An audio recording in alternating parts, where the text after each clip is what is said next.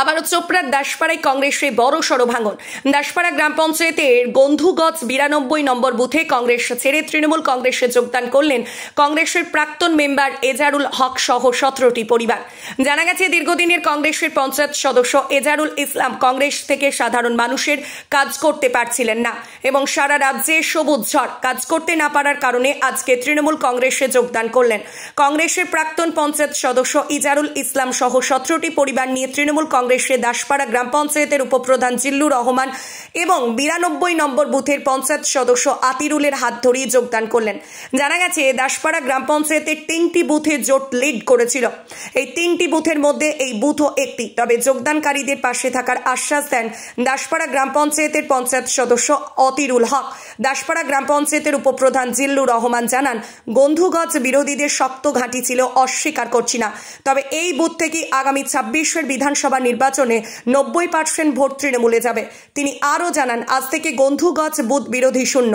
অন্যদিকে দাসপাড়া অঞ্চল কনভেনর জরিফুল ইসলামের বিরোধী লিড করা বুথে কাজ বন্ধ রাখার নিদানকে তার ব্যক্তিগত মত বলে জানান জিল্লুর। দাসপাড়া অঞ্চল তৃণমূল কংগ্রেস আমরা যে সংকল্প নিয়ে 24-এর লোকসভা নির্বাচনে আমরা নেমেছিলাম, তাতে করে গন্ধুগজ বুথের যেটা রেজাল্ট, এটা আমাদের অনভিপ্রেত ছিল। এখানে বিরোধীরা হয়তো লিড পেয়েছে, সেখানে যদি বলে বিরোধীদের এটা একটা শক্তি, আমরা সেটাকে গুরুত্ব দিতে চাইছি না। এখানে আমাদের দলের মধ্যে কিছু কর্মীদের মধ্যে অনৈক্যের ব্যাপার ছিল এবং বিরোধী শক্তি ছিল, এটা অস্বীকার করার জায়গা নেই। এখানে বিরোধীরা যেহেতু লিড পেয়েছিল, যাই হোক, আজকে এখানে আমাদের প্রাক্তন কংগ্রেসের মেম্বার এজারুল ভাই খুব ভালো সংগঠক এবং যথেষ্ট প্রভাব রয়েছে। উনি ওনার দলবল নিয়ে আজকে 17টা পরিবার আমাদের দলে যোগদান করলেন। আশা করি আগামী বিধানসভা নির্বাচনে এই বুথে আমরা 90% ভোট ক্যারি করতে পারবো, এতে কোনো অসুবিধা হবে না। এখন এখানে প্রায় বিরোধী শূন্য আজ থেকে যোগদান করলো। আমরা আমাদের চোপড়া ব্লক তৃণমূল কংগ্রেস যেটা টার্গেট নিয়েছে, যে লোকসভা ভোটে আমরা 1 লক্ষ লিড দিয়েছি, এবারে আমরা 1.5 লক্ষ ভোট বিধায়ককে জেতাবো। সেই হিসেবে আমরা দাসপাড়া অঞ্চল তৃণমূল কংগ্রেস টার্গেট নিয়েছি 15 থেকে 18,000 ভোট বা 20,000 ভোট লিড দেওয়ার।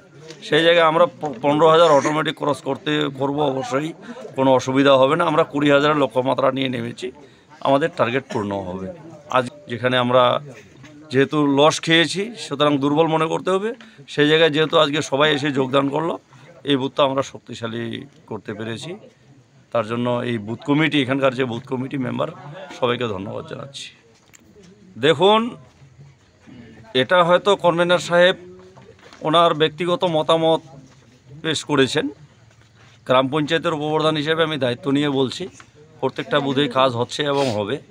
তবে আমরা যে জায়গাগুলোতে খুব কাজের প্রয়োজন, সেখানেই আমরা বেশি প্রায়োরিটি দিয়েছি। এখানে হয়তো তৃণমূলের লিড পাওয়া বুথও কাজে হয়তো 6 মাস দেরিতে হবে বা 3 মাস দেরিতে হবে, এই বুথেও সেই রকম ব্যাপার আছে।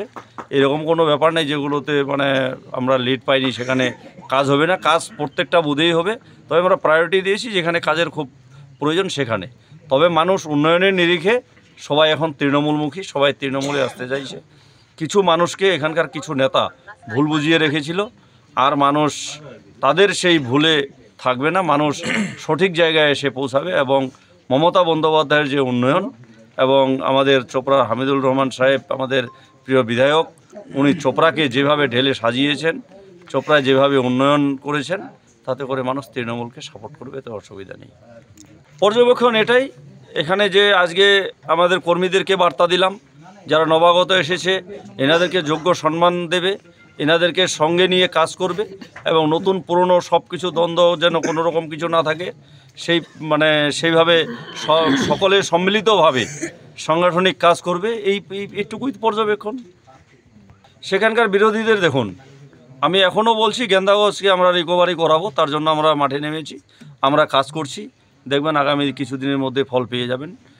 আর বাবুগঞ্জের ব্যাপারটা রয়েছে, বাবুগঞ্জ আমরা রিকভারি অলরেডি করে ফেলেছি, শুধু সময়ের অপেক্ষা। আগামী 26-এ আমরা ব্যাপার এইগুলো বুদ্ধি লিড করব।